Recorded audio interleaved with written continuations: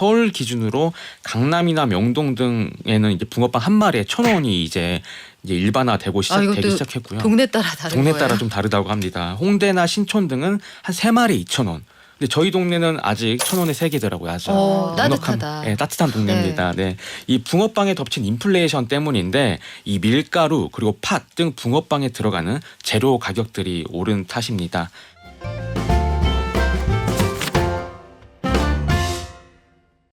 트렌드를 통해 돈의 이면까지 들여다봅니다. 맨손경제 국민일보 이광수, 머니투데이 조환송 기자 오셨습니다. 안녕하세요. 안녕하세요. 날씨가 확실히 추워졌어요. 그렇죠. 주말에는 초겨울 느낌이 나는데 이 정도였는데 날씨가 추우면 물가가 떨어질 거예요. 우리 이거 기대했잖아요. 네.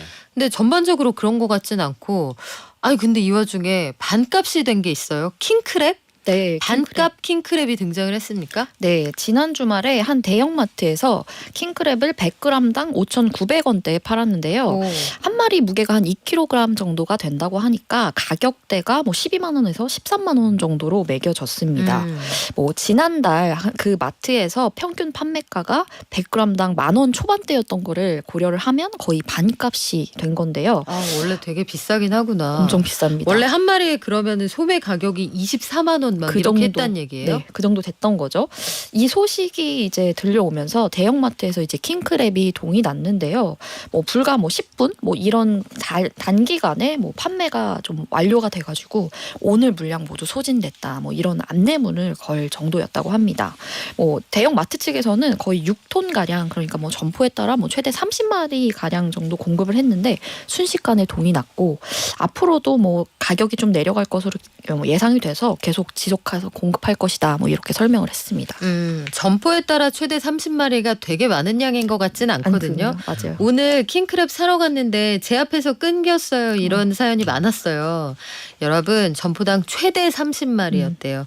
그러면은 우리 이런 거 있잖아요. 전단지 상품. 네. 이게 아마 전단지의 킹크랩이 주인공이었을 것 같은데 이거는 마트에서 혹시 손님들 오세요 해서 제시한 가격이고 실제로 싸진 건 아닌 건가? 이것도 궁금하거든요.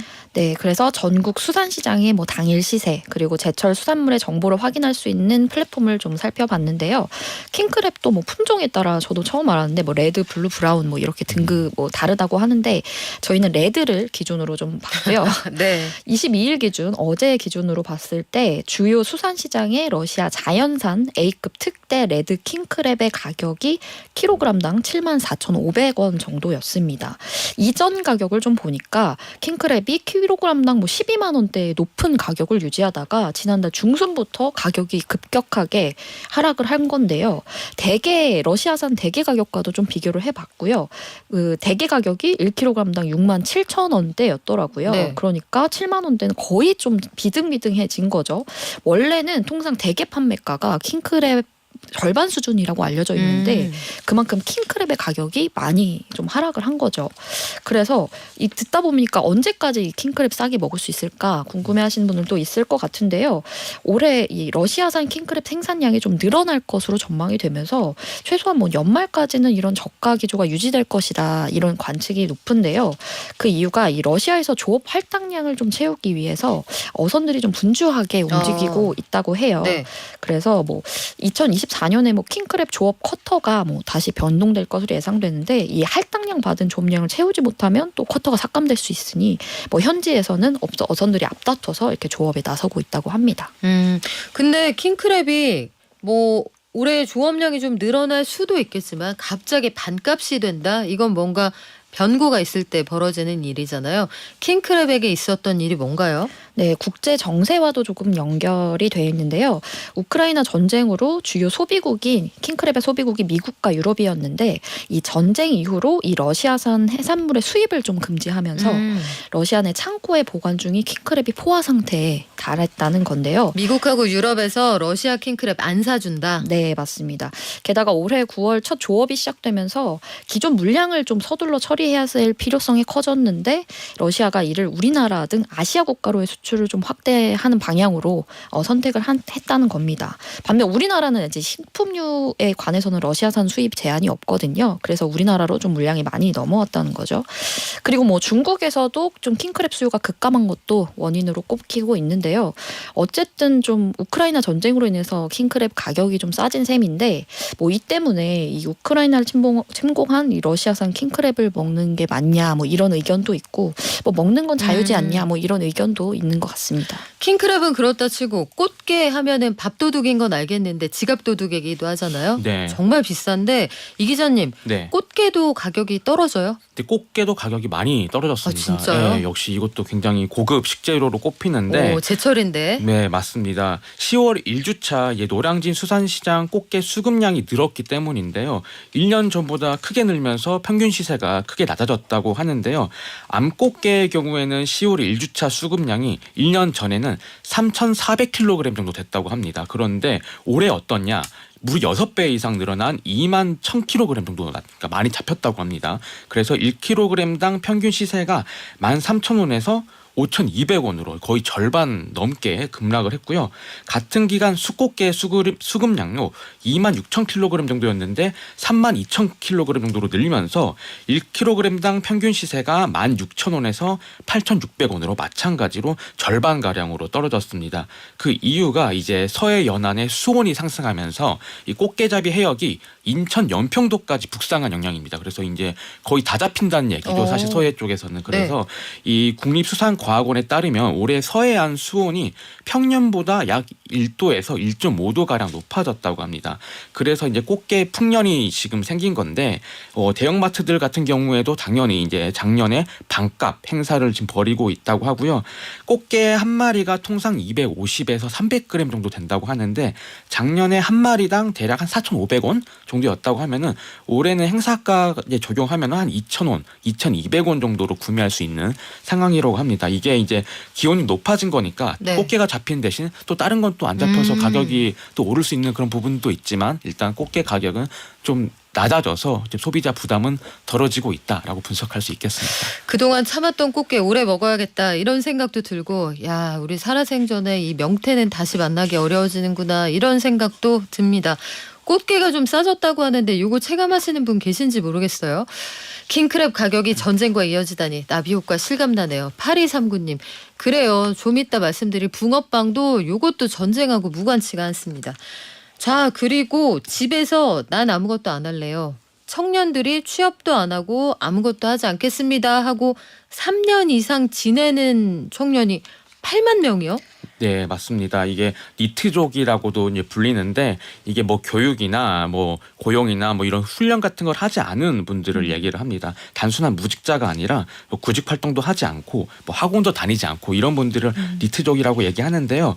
이 취업에 대한 의욕이 전혀 없기 때문에 일할 의지는 있지만 일자리를 구하지 못한 실업자나 아니면 아르바이트로만 생활하는 프리터족도 있잖아요. 이런 분들과는 좀 구분이 됩니다. 이 통계청 자료를 보면요. 경제활동 인구 청년층 만 15세에서 29세 가운데 최종 학교를 졸업하거나 아니면 중퇴했지만 3년 이상 취업하지 않는 청년이 올해 5월 기준 21만 8천 명이었습니다. 네. 이 중에서 이제 뭐 했냐라고 이제 물어봤을 때 집에서 그냥 시간을 보냈다라고 응답한 청년이 8만 명으로 36.7%를 차지했습니다. 그러니까 3년 이상 장기 미취업 청년 10명 중 4명은 그냥 아무것도 하지 않고 그냥 시간을 보냈다라고 이제 분석이 되고 있습니다. 이 3년 이상 니트족 비율이 점차 또 높아지고 있는 추세라고 합니다. 5월 기준으로 2019년과 2020년까지에는 전체 실업자 중에서 20% 정도였는데 코로나19가 확산한 이후인 2021년부터 이제 30%로 이제 상승하면서 지금도 여전히 지금 30%대를 유지하고 있는 상황이고요.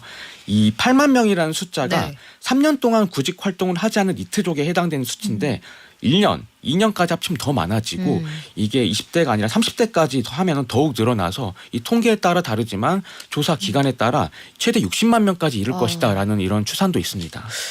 20, 30대는 인생에서 뭘 제일 많이 하고 싶은 때잖아요. 그리고 사회적으로도 젊은 인력이 낭비된다. 그런데 니트족이 늘어난다는 건 뭔가 심리적인 문제하고도 연결이 되는 것 같거든요. 네, 좀 복합적일 텐데요. 계속된 취업 실패로 좀 좌절하는 경우가 좀 많다고 합니다. 또 청년층이 원하는 이상과 현실이 조금 다른 문제도 있을 텐데요. 그들이 원하는 뭐 양질의 일자리가 부족하다는 것도 원인의 일부가 될 수 있을 것 같습니다.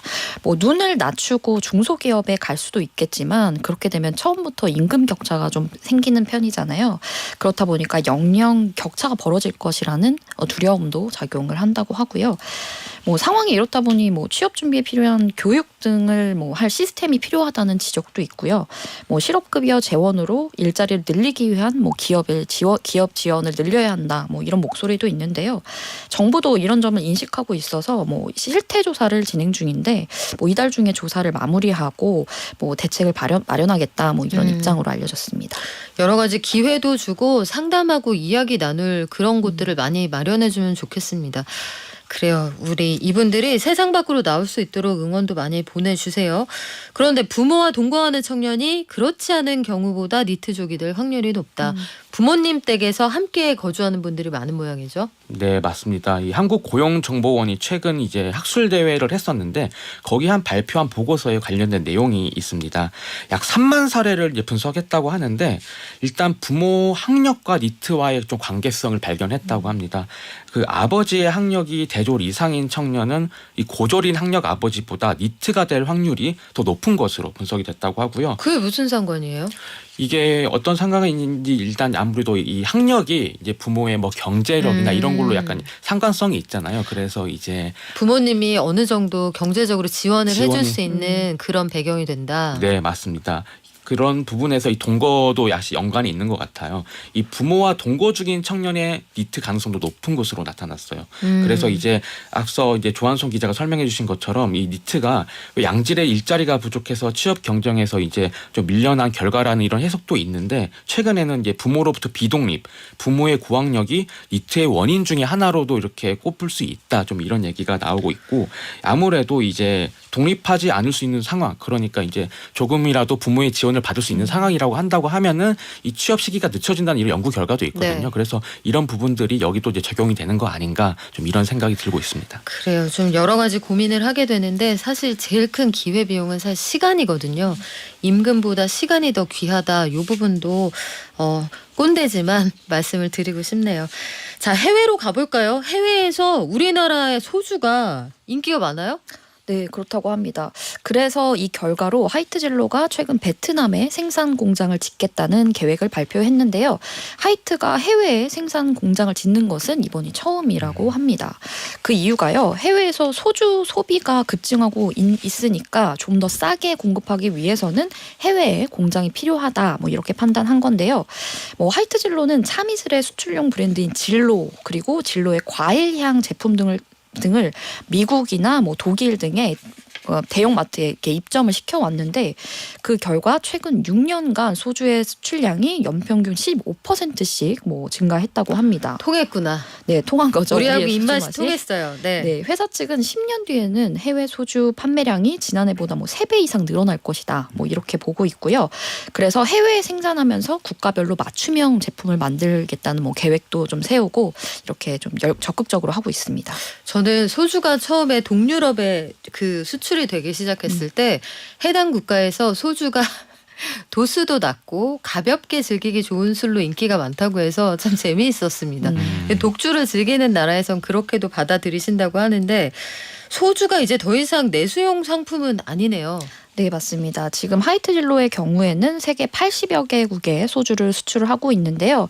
반기 보고서에 따르면 올해 상반기 소주 수출액이 680억 원인데 지난해 대비 약 30%가량 증가했고요. 또 종류가 다른데 전체 수출액의 약 60%가 과일 소주고요. 나머지 40%가 우리가 흔히들 아는 일반 소주라고 합니다. 그러니까 국내에서는 이 과일 소주의 인기가 좀 다소 주춤한데 해외에서는 달콤한 맛을 가미한 이런 과일 소주가 인기를 끌고 있는 것으로 풀이가 되고 실제로 올해 상반기 기준으로 보면 이 과일 소주의 수출액이 410억 원이고 내수 판매액이 83억 원이니까 오. 해외에서 약 5배나 많이 팔리고 있는 건데요. 뭐 그동안 소주는 이 한인들이 많이 거주하는 뭐 미국이나 일본 등으로 좀 지역이 수출 지역이 제한됐는데 최근에는 뭐 쓴맛이 그리고 또 쓴맛이 강한 일반 소주가 대부분이었다면 최근에 과일 소주를 중심으로 해외 국가에서 이제 매출이 좀 더 많이 늘어나고 있는 추세입니다. 그렇군요. 근데 저는 이게 재밌었어요, 이 기자님. 네. 위스키의 본고장인 영국에서도 소주가 인기다. 역시 한국적인 것이 가장 세계적인 것이다. 네, 아우, 이런 생각을 좀 했습니다. 예상했던 그 멘트가 그냥 나와버렸어요. 너무 네. 좀 상투적이었는데요. 이 하이트 진로에 따르면 영국 소주 수출량이 최근 4년간 연평균 무려 42%의 높은 성장률을 기록하고 있다고 지금 밝혔습니다. 올해 상반기 수출량이 전년 동기 대비해서 43% 일단 늘었고요. 지난해에는 전년 대비 63%나 성장했습니다. 하이트 진로 영국 현지 거래선 출고 자료를 바탕으로 살펴본 결과 지난해 현진 판매 비율 또한 77%에 달할 정도로 높은 성과를 기록했다고 합니다. 이 분위기를 일단 한국에서 느낄 수 있는 게 유튜브인데 이 유명한 유튜버 영국 남자라고 있는데요. 네. 지난 6월에 영국의 전 축구 선수인 베컴과 함께 마카오에 있는 한국 식당에서 식사를 한 영상을 올렸는데요. 이 유튜버가 네. 이 베컴과 이제 삼겹살과 목살을 먹었는데 이 삼겹살과 목살 드실 때 당연히 소주 있어야 되잖아요. 그럼요. 그래서 네. 이 소주를 곁들이는 영상이 공개됐는데 베컴이 이때 소주를 좋아한다라고 이제 밝히기도 했고요. 배운 분이구나. 네, 맞습니다. 이 동남아나 유럽에서 소주가 인기를 끌다 보니 이제 한국산 소주 모방 제품이 나올 정도인데 우리말 상표를 한글로 적어서 판매하는 방식인데요. 이 과일향을 넣어서 파는 방식도 비슷한데 처음에는 조금 멍성했다고 해요. 그래서 좀 티가 많이 났는데 최근에는 뭐 수박이나 열대과일, 리치 그리고 인삼처럼 좀 현지 소비자들이 관심 있을 만한 그런 맛 같은 것을 첨가하면서 오히려 국내 주류 업체보다 먼저 좀 상품화하는 그런 능력도 갖추기 시작했다고 합니다. 저도 동남아 마트에서 이거 봤는데 거기 사람들은 정말 추호의 의심도 없이 당연히 한국 제품이라고 한국 믿고 거라고. 있어요. 근데 이것만 그런 게 아니라 과자, 라면 비슷한 거 굉장히 많습니다. 우리 IP 지키는 노력도 좀 필요할 것 같죠? 붕어빵. 찬바람 불면 가슴에 따뜻한 1,000원짜리 3장. 네. 이게 또 국룰이잖아요. 네, 붕어빵 맞습니다. 언제 만날지 모르니까. 근데 붕어빵이 이제 한 마리에 1,000원이요? 네, 맞습니다. 서울 기준으로 강남이나 명동 등에는 이제 붕어빵 한 마리에 1,000원이 이제 일반화되고 되기 이것도 시작했고요. 동네 따라 다른 동네 거예요. 따라 좀 다르다고 합니다. 홍대나 신촌 등은 한 3마리 2,000원. 근데 저희 동네는 아직 1,000원에 3개더라고요. 아주 따뜻하다. 네, 따뜻한 동네입니다. 네. 이 붕어빵에 덮친 인플레이션 때문인데 이 밀가루 그리고 팥 등 붕어빵에 들어가는 재료 가격들이 오른 탓입니다. 한국농수산식품유통공사의 자료를 보면요. 이 붕어빵 팥 앙금에 쓰이는 수입산 붉은 팥이 킬로그램당 도매 가격이 전국 평균 1년 전보다 33% 올랐다고 합니다. 이 통계청 자료를 보면요. 이 밀가루 가격 같은 경우에는 1년 전과 비교해서 비슷했다고 하는데 2년 전과 비교하면은 45%나 뛰었다고 합니다. 그래서 뭐 밀가루, 팥 가격이 굉장히 많이 올랐고요. 이 설탕 같은 경우에도 1년 전 대비해서 16%, 소금 같은 경우에도 17% 올랐다고 하니까 전반적으로 가격이 많이 올랐고요. 이 설탕이랑 소금 같은 경우에는 왜 올랐냐 하고 봤더니 이 사탕수수 주요 생산국인 인도와 태국, 호주 등이 이상기후 때문이라고 해요. 그래서 이런 것들 때문에 작황이 부진했다고 하고 소금 같은 경우에는 우리가 잘 아시다시피 일본 후쿠시마 원전 오염수 방류 때문에 이 소금 안전성 우려가 커지면서 소금 수요가 급격하게 늘어나면서 가격도 따라 올랐다라고 분석이 되고 있습니다. 여기 밀가루 가격이 급등했다. 이것도 러시아 우크라이나 전쟁의 영향을 받은 거죠. 네, 맞습니다. 우크라이나가 세계적인 곡창지대라서 그쪽에서 농사 제대로 안 되고 제대로 출고가 안 돼서 밀가루 값을 올렸다. 이게 우리나라 붕어빵 가격에도 영향을 미치고 이것 때문에 이집트 등에서는 기아에 시달리는 어린이들이 굉장히 많이 늘었습니다. 이쪽에서 그 넘어가는 저가의 밀가루가 이집트에 구휴를 한다 이런 이야기가 있었는데 아프리카, 이집트 이쪽이 많이 어려워졌대요. 근데 요즘에 붕어빵 노점을 제가 사실은 진짜 드물게 보는 것 같아요. 왜 다 사라졌죠? 그러고 보니. 네, 이게 이렇게 가격이 많이 오르니까 좀 수지타산을 맞추기 어렵다 이러면서 좀 장사를 접으시는 분들이 많다고 하고요. 또 예전보다 이제 노점상 규제가 강해진 탓도 있다고 합니다. 그렇다 보니까 이제 인터넷 커뮤니티나 지역 기반 중고장터 플랫폼 있잖아요. 여기에서 이제 와. 붕어빵 어디 가야 살 수 있는지 물어보는 그런 분들이 굉장히 많다고 하고 뭐 가령 목동에 붕어빵 맛있는 곳 추천 부탁드립니다 하면은 댓글이 진짜요? 어디 초등학교 옆에 있는데 거기가 지금 잘한다 바삭바삭하다 잘한다. 예, 꼬리까지 잘 튀겨 해주신다. 거기 이렇게. 꼬리 살아있더라. 네. 지느러미 살아있더라. 이렇게. 맞습니다. 예, 네. 꼬리부터 드시는 분들도 예민하시잖아요. 아, 그렇죠. 네, 그래서 이런 것들 정보를 많이 교류를 하고 있다고 하고요.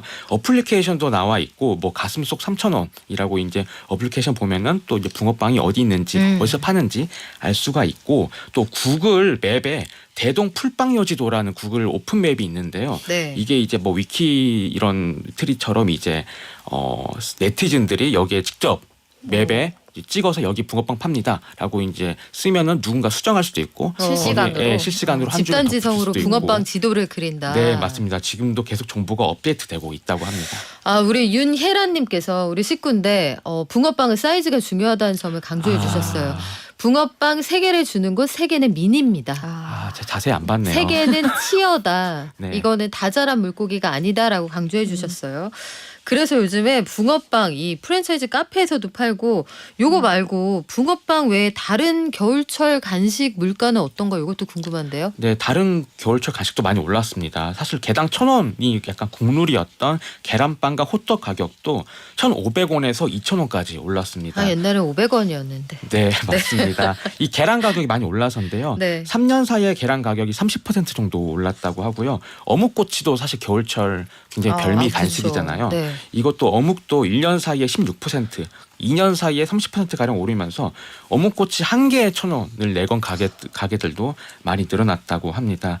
이게 물가 오르는 게 사실 뭐 코로나 이후 막대한 유동성 그리고 이제 우크라이나 전쟁 뭐 이런 것도 있지만 기후변화 탓도 크다고 합니다. 그래서 뭐 설탕 같은 경우에도 아까 말씀드린 것처럼 네. 뭐 엘니뇨나 이런 것들 때문에 작황이 좋지 않고 이런 것들이 작용했다 이렇게 분석되고 있습니다. 붕어빵 한 마리에 세계 경제가 들어있을 줄은 몰랐어요. 아, 대단한 분들이네요. 지금까지 맨손경제 조한송 이광수 기자였습니다. 고맙습니다. 감사합니다. 감사합니다.